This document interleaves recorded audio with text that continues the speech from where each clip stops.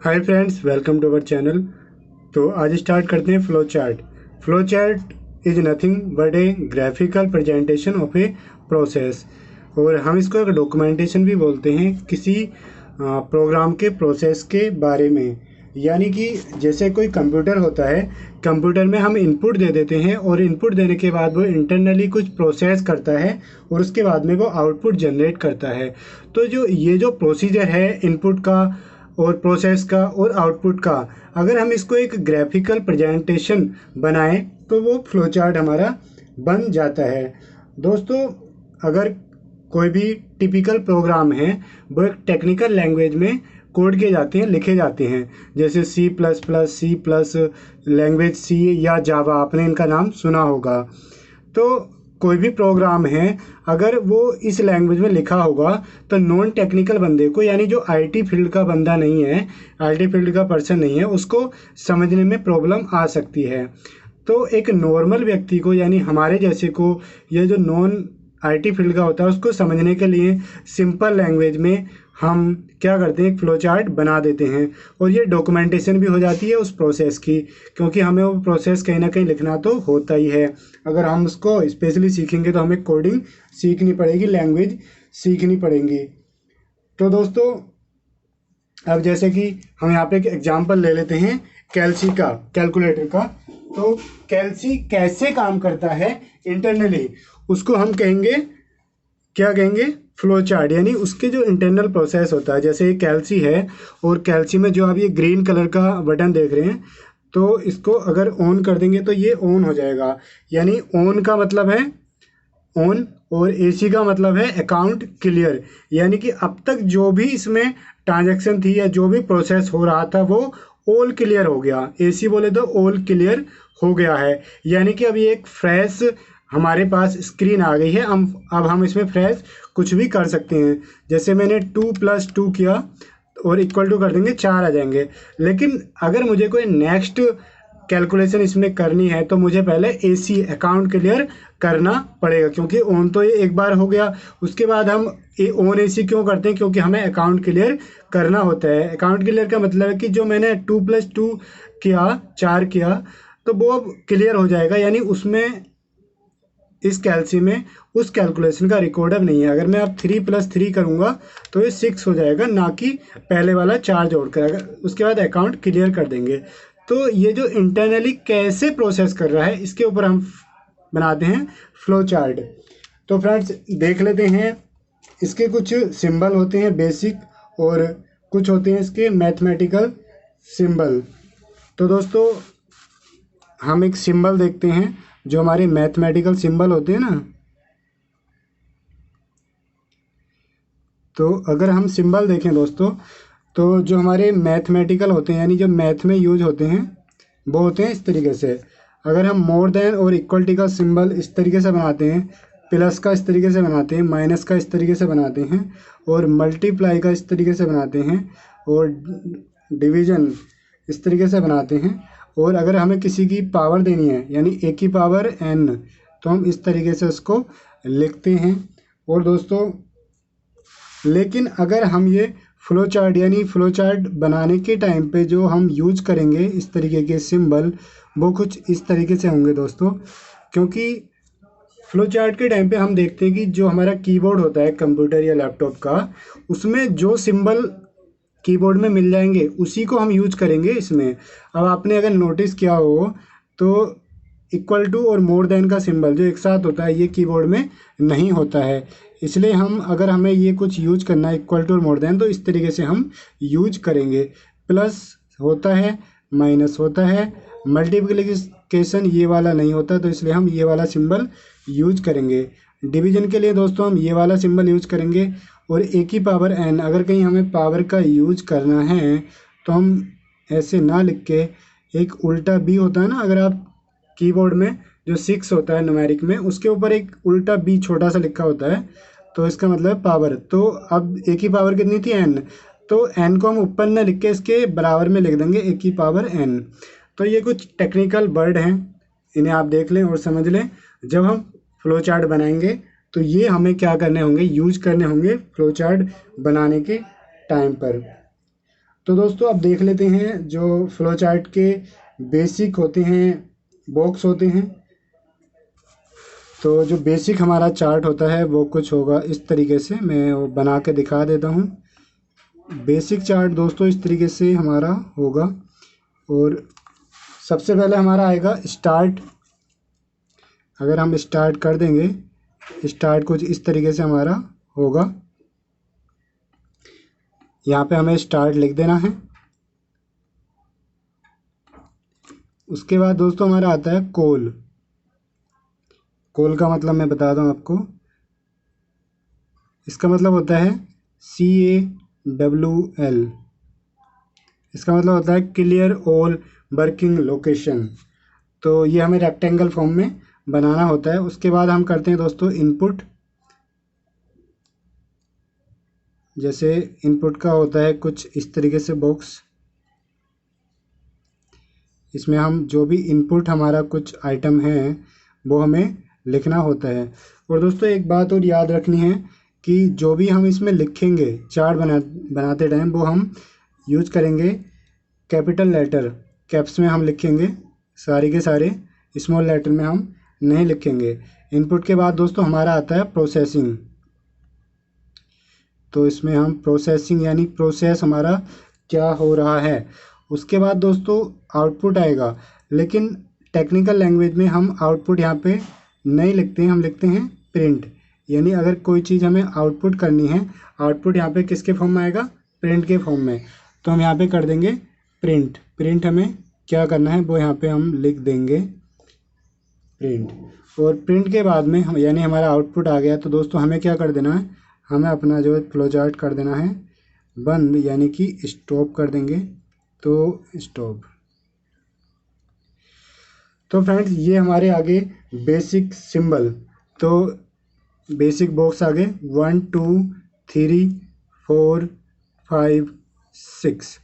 तो अगर कोई बेसिक चार्ट है तो हमारे 6 उसमें बॉक्स बनेंगे। पहला आएगा स्टार्ट का, दूसरा आएगा call clear all working location, यानी जो जैसे मैंने कैल्शियम आपको दिखाया था, जो पहले वाला प्रोसेस है उसको ऑल क्लियर कर देंगे। क्लियर ऑल वर्किंग लोकेशन, कुछ पहले से वर्किंग हो रही है तो उसको हम क्लियर कर देंगे। इनपुट डाल देंगे, उसके बाद प्रोसेसिंग कर देंगे, और प्रोसेसिंग होने के बाद में आउटपुट हमारा जनरेट हो जाएगा, यानी कि हमारी प्रिंट निकल जाएगी। उसके बाद दोस्तों हम कर देंगे फ्लो चार्ट को स्टॉप।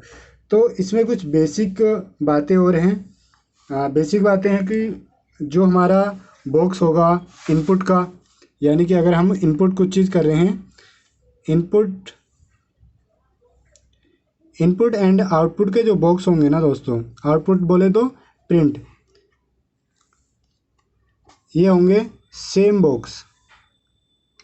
यानी कि जैसा बॉक्स इनपुट का होगा वैसा ही बॉक्स किसका होगा, प्रिंट यानी कि आउटपुट का। तो यहाँ पे आपने देखा होगा इनपुट का बॉक्स 3 नंबर पे और आउटपुट का बॉक्स यानी प्रिंट का बॉक्स 5 नंबर पे, दोनों सेम हैं। और दोस्तों एक जो बॉक्स हमारा होता है स्टार्ट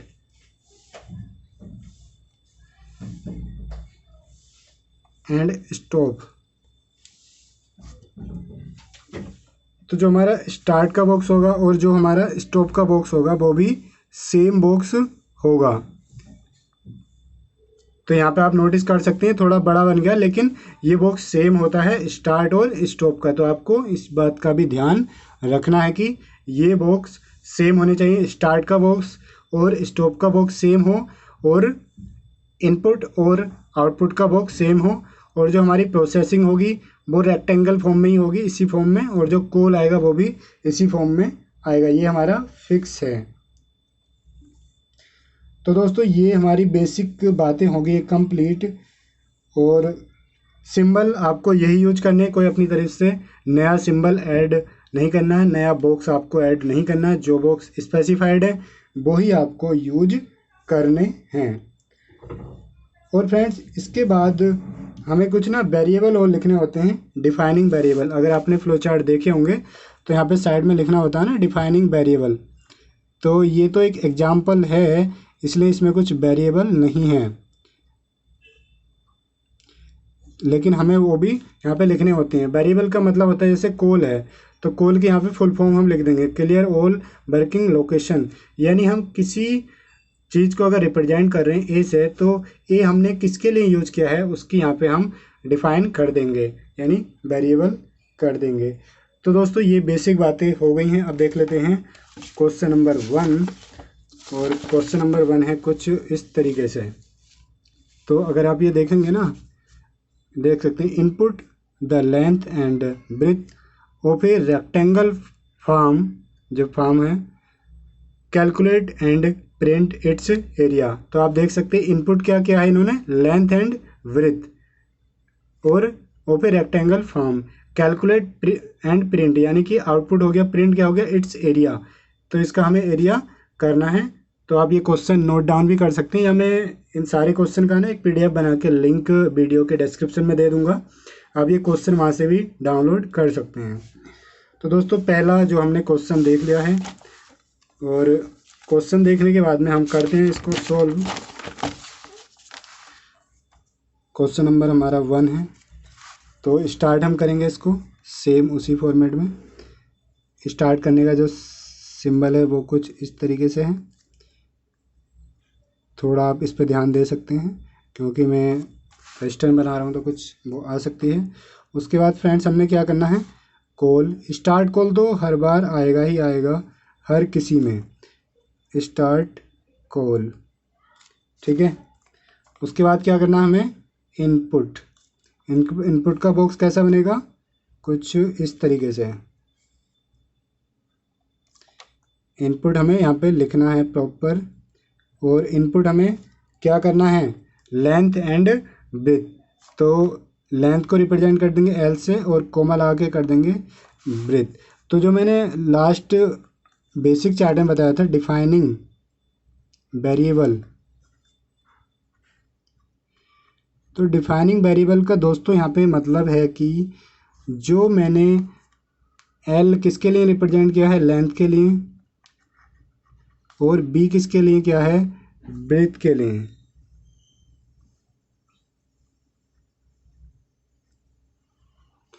तो इस तरीके से मैं यहाँ पे यूज कर दूंगा। और एरिया और इसमें कैलकुलेट करना है, तो ए फॉर एरिया हो गया है, यानी हमने स्टार्ट कॉल कर दिया और इनपुट कर दिया। इनपुट के बाद क्या आएगा, प्रोसेसिंग। ये एक सिंपल सा क्वेश्चन है फ्रेंड्स। तो प्रोसेसिंग हम क्या करेंगे, प्रोसेसिंग में हमें देखना होता है कि हमें कैलकुलेशन क्या करनी है, क्या कोई फॉर्मूला हमें लगाना है। तो एरिया इसमें हमें कैलकुलेट करना है। तो जो एरिया का फॉर्मूला होता है ना दोस्तों, वो होता है area into area equal to length and width. तो ये हो गया A equal to L into B. तो A equal to L multiplication B, लेकिन चार्ट के फॉर्म में, फ्लो चार्ट में हमारा मल्टीप्लाई का सिंबल होता है इस तरीके से। तो हमें इस बात का भी ध्यान रखना है। उसके बाद दोस्तों हमारी प्रोसेसिंग हो गई है, तो उसके बाद हमें क्या करना है, हमें करनी है आउटपुट, यानी कि प्रिंट। आउटपुट यहाँ पे लिखना नहीं है, सिर्फ प्रिंट ही लिखना है। तो प्रिंट हम यहाँ पे लिख देंगे, ठीक है। प्रिंट क्या करना है, एरिया ए। तो यहाँ पे ऐसे लिखना है हमें, अगर एरिया करना है तो प्रिंट ए। ये हमने रिप्रेजेंट कर दिया एरिया में, डिफाइनिंग वेरिएबल में। और वेरिएबल में हमें वो चीज़ लेनी है जो क्वेश्चन में दी गई हैं, यानी जो हमें दी हैं, गिवन है, क्लाइंट ने हमें दी है, वही चीज़ हमें वेरिएबल में लेनी है। उसके सिवा हमें कुछ नहीं लेना है, ठीक है दोस्तों। And don't include constant variable in the input box. Variable are separated by comma. जो भी हमारे वेरिएबल हैं, अगर एक से ज़्यादा हैं तो हमें कोमा से उनको सेपरेट कर देना है। और इसमें कांस्टेंट जो वेरिएबल हैं, यानी कि जो चीज़ कांस्टेंट है वो हमें नहीं लेनी है, वो हमें नहीं लिखनी होती है। तो यही है कि हम यूजर से लेते हैं, यानी क्वेश्चन से लेते हैं। उसके बाद दोस्तों हमारा प्रिंट हो गया, तो हमें क्या कर देना है, फ्लो चार्ट को कर देना है फ्रेंड्स स्टॉप। तो आप ये थोड़ा चार्ट को सही से बनाएं, ठीक है। इनपुट और आउटपुट का सिंबल, यानी कि बॉक्स सेम होना चाहिए। स्टार्ट और स्टॉप का बॉक्स भी सेम होना चाहिए। तो दोस्तों ये हमारा क्वेश्चन नंबर 1 हो गया है कंप्लीट। ठीक है फ्रेंड्स, और हमें फ्लो चार्ट बनाते टाइम मेनली 3 चीज़ें याद रखनी होती हैं। इनपुट क्या करना है, प्रोसेस क्या करना है और प्रिंट क्या करना है। किसी भी क्वेश्चन को पढ़ते टाइम 3 चीज़ें याद रखनी होंगी। इनपुट क्या करना है, प्रोसेस क्या करना है और हमें क्या करना है, प्रिंट क्या करना है।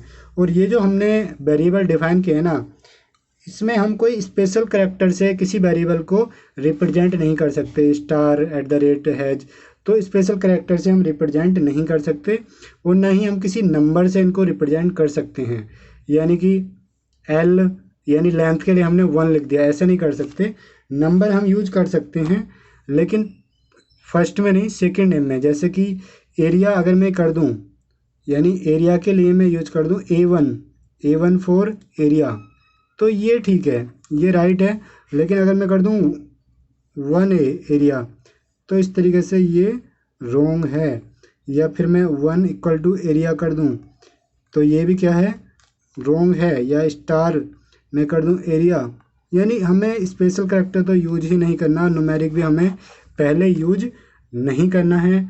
किसी पहले अल्फ़ाबेट लेंगे, उसके बाद हम न्यूमेरिक कोई भी यूज कर सकते हैं। और स्पेशल करैक्टर स्पेशली यहाँ पे प्रोहिबिटेड है, यूज ही हमें नहीं करना है। ठीक है फ्रेंड्स, अब करते हैं क्वेश्चन नंबर 2। तो क्वेश्चन नंबर 2 पहले हम पढ़ लेते हैं अपना। क्वेश्चन नंबर 2 आप देख सकते हैं, या आप डिस्क्रिप्शन में जो लिंक है उससे डाउनलोड कर लीजिए। Input the amount invested. ठीक है, इनपुट क्या करना है, जो अमाउंट हमने इन्वेस्ट किया है। इनपुट करना है amount invested, rate of interest and period of investment. यानी इनपुट हमें 3 चीज़ करनी है। अमाउंट कितना इन्वेस्ट किया है, रेट ऑफ इंटरेस्ट कितनी है और पीरियड ऑफ इन्वेस्टमेंट, 3 चीज़ हमें इनपुट करनी है। और कैलकुलेट और प्रिंट क्या करना है, सिंपल इंटरेस्ट और कंपाउंड इंटरेस्ट। इस टाइप के क्वेश्चन तो दोस्तों एग्जाम में आते रहते हैं, और सीएस में तो ये कई बार आ गया है और सीए में भी आता रहता है। Simple interest and compound interest हमें कैलकुलेट करना है 3 चीज़ें इनपुट करने के बाद में। तो फ्रेंड्स देखते हैं ये कैसे करना है। क्वेश्चन नंबर 2 हम देख लेते हैं, और यह मैं आपको यार ऑलरेडी सोल्व करा हुआ दिखा दूं, जिससे टाइम थोड़ा कम आ जाएगा। चलो कुछ क्वेश्चन कर दें शुरू में, उसके बाद मैं आपको सोल्व किया हुआ ही दिखा दूंगा। स्टार्ट, उसके बाद हमें स्टार्ट कॉल तो हर किसी में करनी ही करनी है। कॉल के लिए जो बॉक्स आता है वो है रेक्टेंगल में। ठीक है फ्रेंड्स, उसके बाद में हमें क्या करना है, हमें करना है भाई इनपुट, और इनपुट के लिए हम वही वाला बॉक्स लेंगे। इनपुट में हमेशा सेम बॉक्स ही आता है। ठीक है, इनपुट हमें क्या करना है, हमने पहले यार वेरिएबल डिफाइन कर लेते हैं। तो ये आपको लिखना ही लिखना है, मैं हर क्वेश्चन में नहीं भी लिखूँगा डिफाइनिंग वेरिएबल्स, तो ये लिखना ही लिखना है। तो जो अमाउंट इन्वेस्टेड है यानी प्रिंसिपल है, तो उससे हम पी से कर लेंगे रिप्रेजेंट अमाउंट इन्वेस्टेड को। ठीक है फ्रेंड्स, उसके बाद में जो रेट है तो उसे आर से हम रिप्रेजेंट कर लेंगे, और जो हमारा एन है उसे पीरियड ऑफ इन्वेस्टमेंट में हम रिप्रेजेंट कर लेंगे। ठीक है फ्रेंड्स, और जो एस आई है यानी सिंपल इंटरेस्ट हो गया, और सी आई हमारा हो गया कंपाउंड इंटरेस्ट। तो क्वेश्चन में क्या बोला है, input the name, input the क्या करना है, input amount invested, rate of interest and period of invested. यानी कि पी एन आर हमें क्या कर लेना है, इनपुट पी एन और आर। ठीक है, कोमा से हमें सेपरेट कर देना है, इस बात का ध्यान रखना है, कैपिटल लेटर ही यूज करना है। उसके बाद है नेक्स्ट बॉक्स आएगा प्रोसेसिंग का। तो प्रोसेस हमें किस बॉक्स में करना होता है, रेक्टेंगल वाले में। लेकिन दोस्तों प्रोसेस करने के लिए भी ना इसमें थोड़ा बड़ा बॉक्स बना लेंगे। बड़ा इसलिए क्योंकि इसमें 2 चीज़ हमें प्रोसेस करनी है, एक एस आई और एक सी आई। तो ये 2 तरीके से हो सकता है। प्रोसेस का मतलब है कि यहाँ पे हम एस आई सिंपल इंटरेस्ट का फॉर्मूला यूज करेंगे। फॉर्मूला होता है P into N into R divided by 100, ठीक है।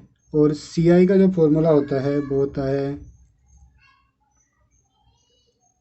P into 1 plus R divided by 100 की पावर n। ये आपको याद रखना कि पावर कैसे लिखनी है, -P, ठीक है। ये कंपाउंड इंटरेस्ट का फॉर्मूला होता है। फॉर्मूला जो कुछ ज़्यादा टिपिकल फॉर्मूला है तो एग्ज़ाम में यानी क्वेश्चन में दिया हुआ होगा, गिवन होगा। लेकिन अगर कोई फॉर्मूला सिंपल सा है तो दोस्तों वो नहीं दिया हुआ होता है, वो आपको लर्न करना होना चाहिए, आपको आना चाहिए।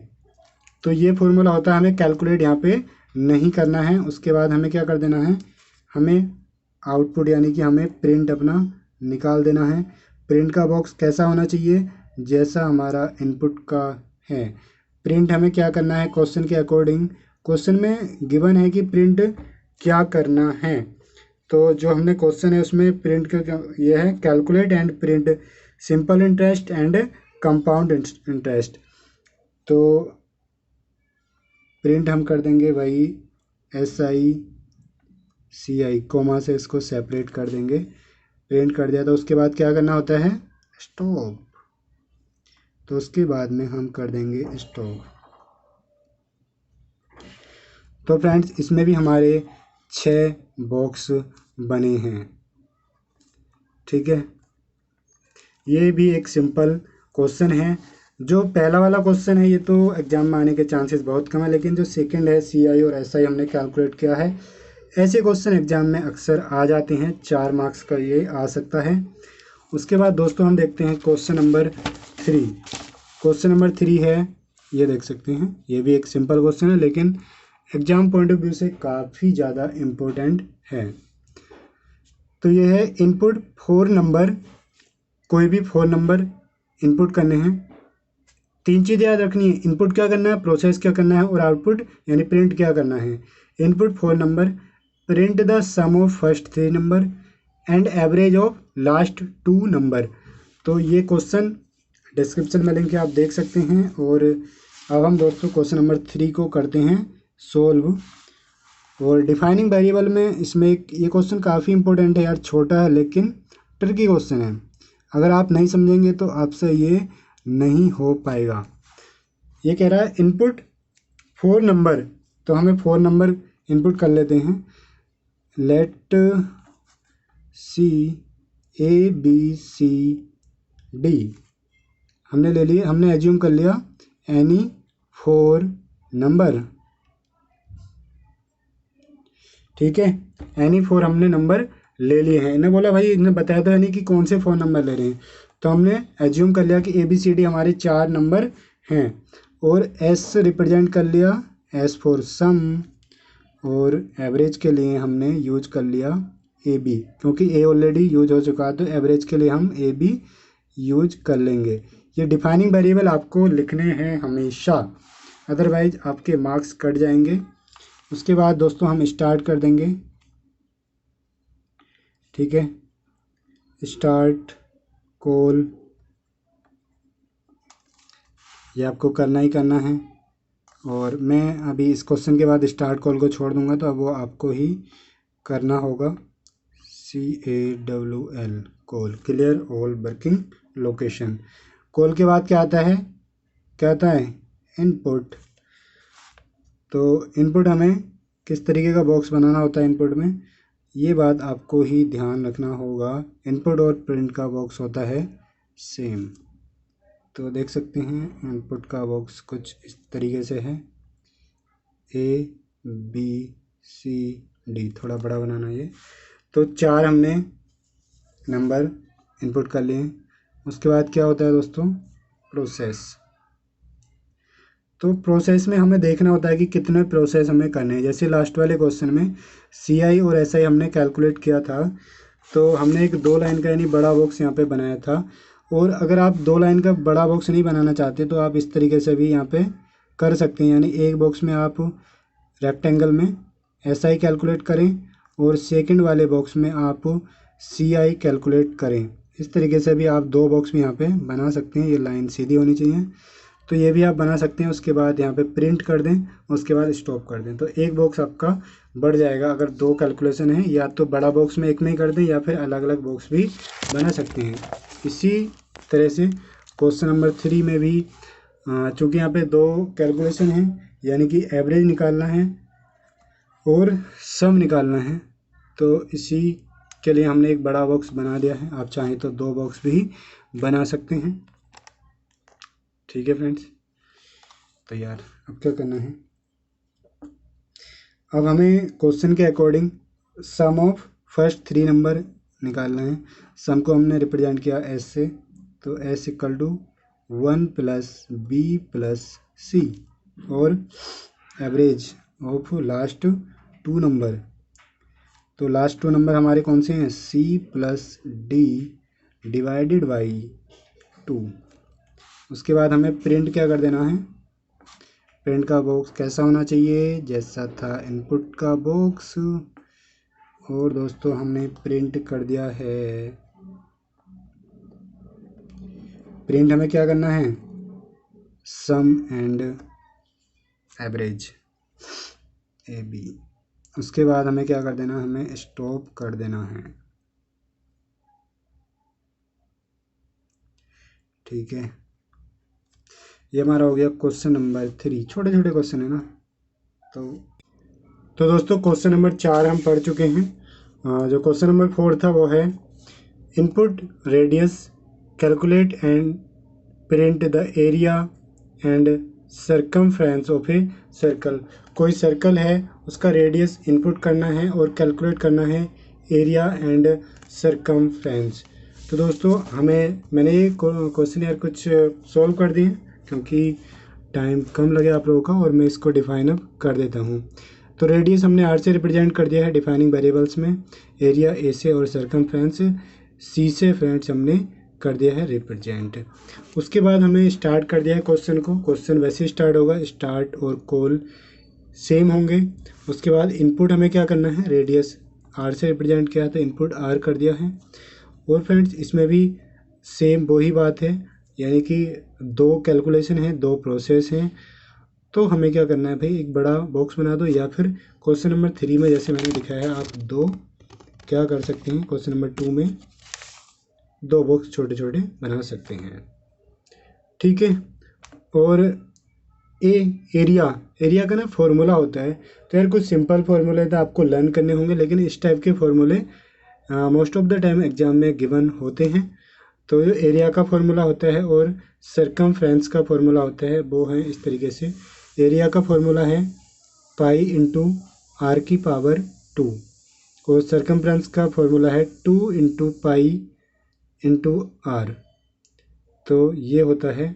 और जो आप बोल रहे होंगे कि यार फॉर्मूला तो आपने सेम लिखा नहीं है, 1 = 3.14 इंटू मल्टीप्लाई, फ्लो चार्ट में मैंने बताया इस तरीके का सिंबल होता है। R की पावर हमें ऐसे लिखनी है, 6 के जो पास वाला उल्टा भी होता है, और 2। तो फ्रेंड्स पाई, यानी पाई अगर आप नोटिस करेंगे फॉर्मूले में है पाई, इसको पाई बोलते हैं। तो कीबोर्ड जो होता है हमारा कंप्यूटर लैपटॉप का, कीबोर्ड में पाई का सिंबल नहीं होता है। तो इसलिए हम क्या करते हैं पाई का ना, और एक रीज़न तो जो है, और सेकंड रीज़न है कि अगर कहीं आपको मिल भी जाए तो पाई का जो कांस्टेंट वैल्यू होती है 3.14 होती है, या 22/7। ये पाई की कांस्टेंट वैल्यू होती है, मैथमेटिकल टेबल में गिवन होती है। तो ये कांस्टेंट वैल्यू होती है, तो अगर वैल्यू है तो हम वो लिख देंगे। ठीक है, तो ये हमने लिख दिया है, C इतना और RA इतना। उसके बाद हमने प्रिंट कर देना है एरिया और सर्कमफ्रेंस। हमें कैलकुलेट करना ही नहीं है, हमें सिर्फ दिखाना है कि प्रोसेसिंग कैसे होती है, ऐसे होती है। लेकिन अगर हम इसमें कोई मीनिंग रख देंगे, कोई फिगर रख देंगे, एरिया इतने फिगर का, रेडियस इतने फिगर का, और सर्कमफ्रेंस इतने फिगर का, तो हमें भैया क्या निकल के आ जाएगा, एक आउटपुट हमारा निकल के आ जाएगा, answer in the form of numerical और अल्फ़ाबेट। लेकिन हम यहाँ पे क्या देख रहे हैं, प्रोसेस देख रहे हैं, हम यहाँ पे कोई मैथमेटिकल क्वेश्चन सोल्व नहीं कर रहे हैं। इसलिए अगर आप सोच रहे हो कि भाई कुछ निकल के तो आया नहीं है, तो हम देख रहे हैं कि अगर कैल्सी किसी चीज़ को जोड़ता है, घटाता है, तो वो अंदर इंटरनल सर्किट जो होते हैं उसके किस तरीके से प्रोसेस करते हैं, हम उस प्रोसेस का फ्लो चार्ट बना रहे हैं। अगर हम इसमें कोई फिगर डाल देंगे तो निकल के आ जाएगा। तो हमने इतना कर दिया। प्रिंट क्या करना है, कैलकुलेट किया है हमने एरिया और सरकमफ्रेंस, तो प्रिंट कर देंगे ए और सी, उसके बाद फ्लो चार्ट को स्टॉप कर देंगे। तो इनपुट आउटपुट का बॉक्स सेम, स्टार्ट और एंड का बॉक्स सेम, कॉल रेक्टेंगल में और प्रोसेस भी रेक्टेंगल में होगा।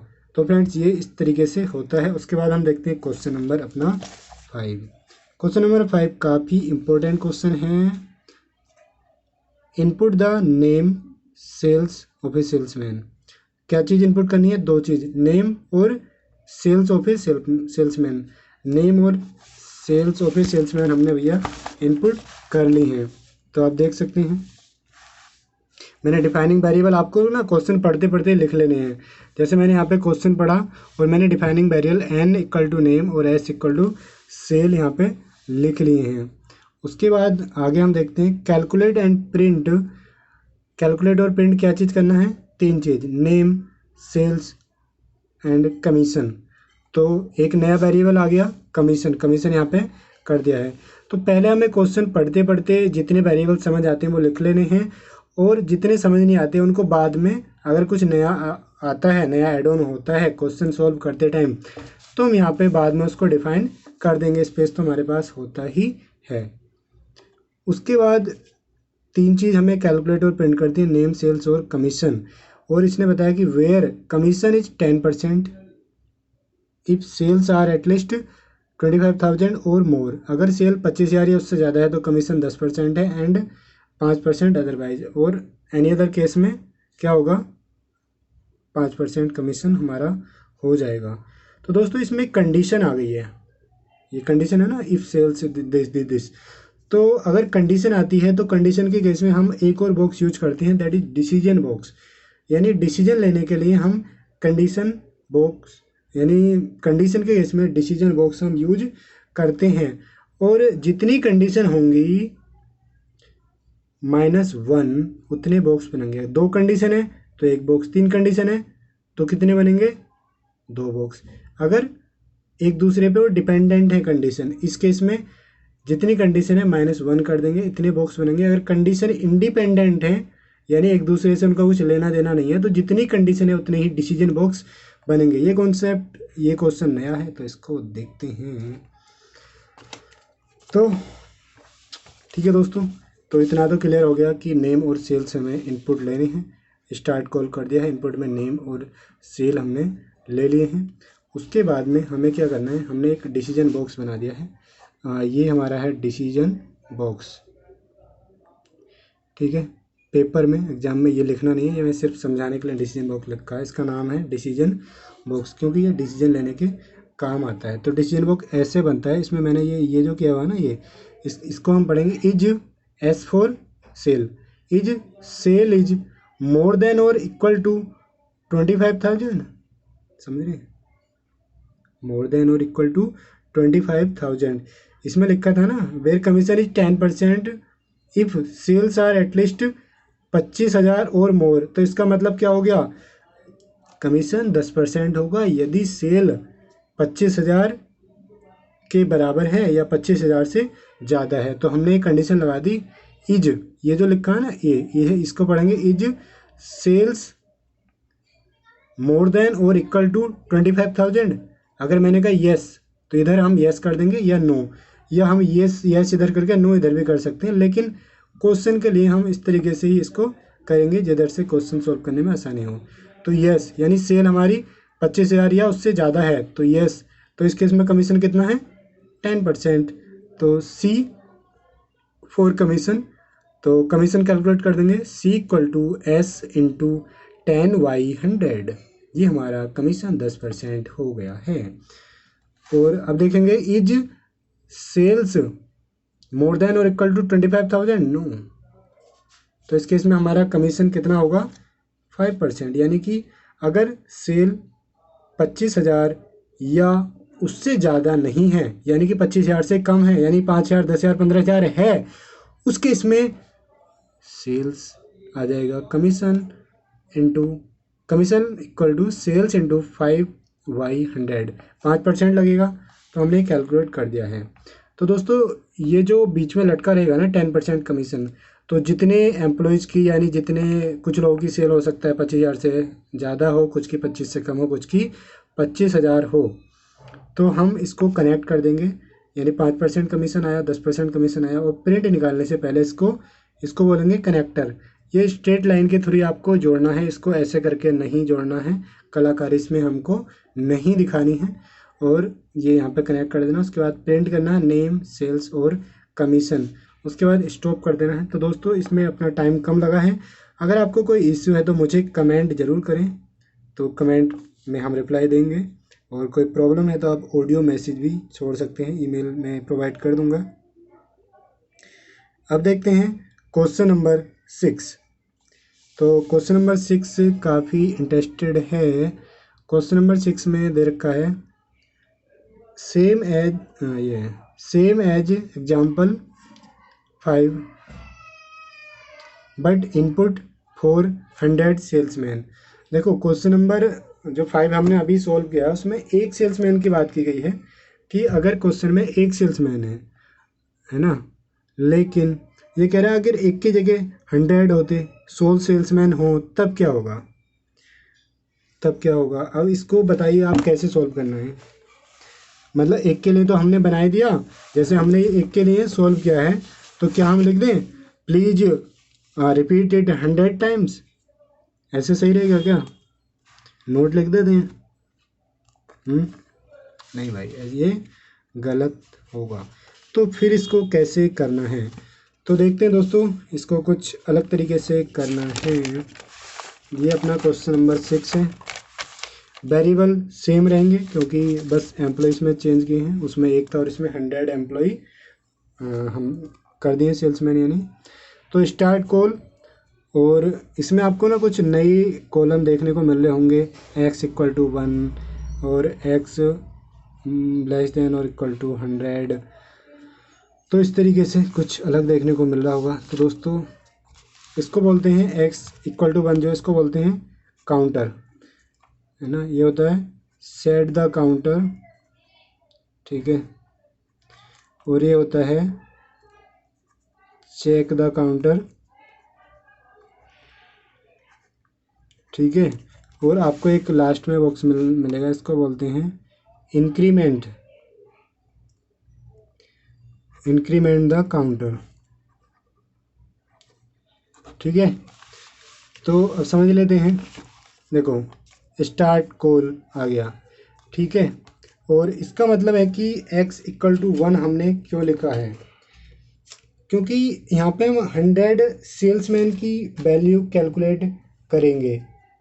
यानी हमने काउंटर सेट कर दिया कि x इतना है, और उसके बाद में हम डिसीजन इसमें लेंगे।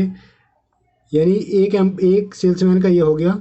उसके बाद हम आगे देखेंगे, ये मैंने बताया था इज पढ़ेंगे इसको, इज सेल्समैन लेस देन और इक्वल टू 100, क्योंकि हमें अप टू 100 देखने, तो इसमें मोर देन नहीं, लेस देन वर्ड यूज करेंगे symbol. Is salesman is less than और इक्वल टू 100। अगर ये कहेगा नो का मतलब 100 के 100 सेल्समैन की वैल्यू क्या हो गई है, कैलकुलेट हो गई है, यानी कि 100 के 100 का कमीशन कैलकुलेट हो गया, तो स्टॉप कर देंगे। लेकिन अगर ये बोलेगा is salesman is less than और इक्वल टू 100, यानी 100 या इज सेल्समैन लेस देन और इक्वल टू 100, अगर मैं बोलूँगा येस, तो ये करेगा येस है। तो इनपुट क्या करना है, नेम करना है, और किस, यानी इनपुट करना है नेम उस बंदे का, और सेल कर देनी है, सेल कितनी है। तो फिर पढ़ेंगे इज सेल्स इज, ये बाकी सेम है, सिर्फ इसमें 2 चीज़ वो करनी है, काउंटर वाला पॉइंट समझने की बात है, बाकी सब सेम है। Is sales is more than और इक्वल टू 25,000, अगर इतनी है तो 10% कमीशन, अगर इतनी नहीं है तो 5% कमीशन हमारा आ जाएगा। उसके बाद हमने प्रिंट नेम, सेल्स और कमीशन कर दिया है। उसके बाद दोस्तों हमारा आ जाता है x = x + 1, increment the counter. समझ रहे हैं आप? यानी कि अगर मैं इस तरीके से खाली करूँगा, इंक्रीमेंट नहीं करूँगा, तो इसका मतलब क्या हो गया, एक सेल्समैन की, उसके बाद ये घूमता रहेगा, तो ये यहाँ पे कैसे होगा, यानी एक्स की वैल्यू ऊपर कितनी है, ये वाला एक्स हो गया 100 वाला, ठीक है, और ऊपर जो हमारा कोल के बाद वाला कॉलम है एक्स की वैल्यू कितनी है 1, और यहाँ पे x+1 है, तो उस वाले 1 को यहाँ लाएंगे तो x+2 हो गया, यानी अब दूसरे एम्प्लॉय की देखेंगे, फिर उसके बाद यहाँ पे आ जाएगा 2+1 3 हो जाएगा, फिर तीसरे एम्प्लॉय की, फिर यहाँ पे 3+4, फिर चौथे एम्प्लॉय की, उसके बाद हम 99 और 100 पे आ जाएंगे, और जैसे ही 100 पे आएंगे उसके बाद देखेंगे is salesman is less than और इक्वल टू 100, अगर ये कहेगा हाँ 100 के बराबर है ना, is salesman is less than और इक्वल टू 100, यानी is salesman is less then 100, ये कहेगा नो ही, यानी कि कंप्लीट हमारे हो गए। तो उसके बाद फ्लो चार्ट को स्टॉप यहाँ पे करेंगे, अब यहाँ पे ना करके, नीचे ना करके, अब यहाँ पे करेंगे, क्योंकि प्रोसेस हमारा ख़त्म कहाँ पे हो रहा है, यहाँ पे। ये प्रिंट तो भाई एक एम्प्लॉय का हुआ था NSC, उसके बाद इंक्रीमेंट कर दिया, तो इसके लिए मैं इंक्रीमेंट के लिए ना आपको यार कुछ बता देता हूँ। देखो इंक्रीमेंट के लिए अगर हम यूज करें ना, एक वर्किंग नोट यहाँ पे ले लेते हैं, आई थिंक कुछ क्लियर आपको नहीं हुआ होगा। जैसे अगर x की वैल्यू 1 है, यानी राइट से मैंने असाइन कर दिया इसको,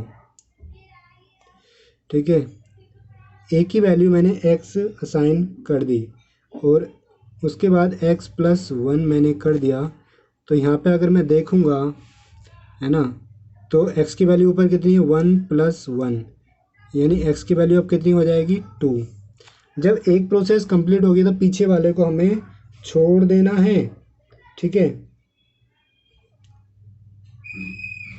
उसके बाद में जैसे हम इंक्रीमेंट करेंगे, है ना, इंक्रीमेंट करेंगे तो यहाँ पे हो जाएगा 2+1, इंक्रीमेंट करेंगे तो x की वैल्यू मुझे अगली बार क्या हो जाएगी 3। तो इस तरीके से हम यहाँ पे इंक्रीमेंट करते रहना जब तक कि 100 ना हो जाए। तो दोस्तों आई होप आपको ये समझ में आ गया होगा। आप ये क्वेश्चन कर सकते हैं, नोट डाउन कर सकते हैं, इसमें बस 2-3 आपको पॉइंट वो ही याद रखने हैं, आप पूछ करके इसको नोट डाउन कर सकते हैं, इस तरीके से है। उसके बाद दोस्तों देखते हैं question number 7। Input the name and salary of an employee, name और सैलरी एम्प्लॉय की इनपुट करनी है, कैलकुलेट एंड प्रिंट करना है नेम सैलरी एंड बोनस, ठीक है। और इसमें कंडीशन दी है where bonus is 8.33% if salary is at least 1 lakh, अगर सैलरी 1 लाख तक है, 1 लाख या उससे ज़्यादा है तो बोनस इतना है, एंड 6% अदरवाइज। तो जैसे क्वेश्चन नंबर 5 में कंडीशन थी वैसे ही इसमें भी दी गई है। तो देख लेते हैं यार, क्वेश्चन नंबर 7 स्टार्ट कॉल कर दिया, यहाँ पे नेम सैलरी और बोनस हमने रिप्रेजेंट कर दिया है NSB से, और इनपुट कर लिया है NS नेम और सैलरी। उसके बाद इसको पढ़ेंगे is salary is more than और इक्वल टू 1 लाख, यानी यहाँ पे कंडीशन आप पढ़ सकते हैं ना भाई, कितनी दी है, where bonus is 8.33% if salary is at least 1 lakh और मोर। तो यहाँ पे हम इस तरीके से पढ़ेंगे ना, इज सैलरी इक्वल टू और मोर देन 1 लाख, अगर मैं पढ़ूंगा यस तो कमीशन कितना है 8.33% ऑफ किसका, सैलरी का। अगर मैं पढ़ूंगा is salary is equal to और मोर देन 1 लाख, अगर मैं पढ़ूंगा नो, यानी सैलरी इस केस में कम है, 1 लाख से कम है, तो बोनस कितना होगा 5% होगा। तो सैलरी इंटू 5/100, मैंने बोनस कैलकुलेट कर लिया है कनेक्टर यूज करके। इसको प्रिंट से पहले हमें हमेशा कनेक्ट कर देना होता है, प्रिंट कर देंगे नेम सैलरी बोनस, ठीक है फ्रेंड्स, सिंपल सा क्वेश्चन था। उसके बाद देखते हैं क्वेश्चन नंबर 8। तो अगर आप क्वेश्चन नंबर 8 देखेंगे ना, same as example 7 but input for 200 employee, यानी जैसे क्वेश्चन नंबर 7 था इसमें 200 एम्प्लॉय के लिए करना है। तो ये क्वेश्चन यार आप खुद को करना होगा, क्योंकि जैसे क्वेश्चन नंबर 5 था ना और हमने 100 सेल्समैन के लिए किया था, उसी तरीके से ये 200 एम्प्लॉय के लिए करना है, बाकी सब कुछ सेम करना होगा। आपको कनेक्टर का यूज करना है। जैसे मैं क्वेश्चन नंबर 6 दिखा देता हूँ आपको। सबसे पहले set the counter, check the counter, यानी काउंटर चेक करना है। इज सेल्समैन लेस देन और इक्वल टू 100 चेक करना है। Set the counter, check the counter, input कर देना है, डिसीजन लेना है, प्रोसेस करना है, प्रिंट के बाद करना है इंक्रीमेंट द काउंटर। 3 इसमें जो बॉक्स ऐड हुए हैं, set the counter, check the counter, increment the counter, counter को इंक्रीमेंट कर देना। उसी तरीके से आपको क्वेश्चन नंबर 8 भी सोल्व करना है। अब देख लेते हैं दोस्तों क्वेश्चन नंबर 9। तो क्वेश्चन नंबर 9 है अपना, input the name and invoice amount for 500 customer.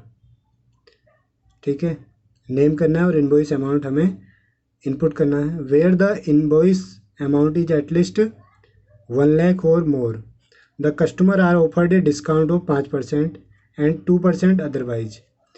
Find and print the net amount receivable for each customer.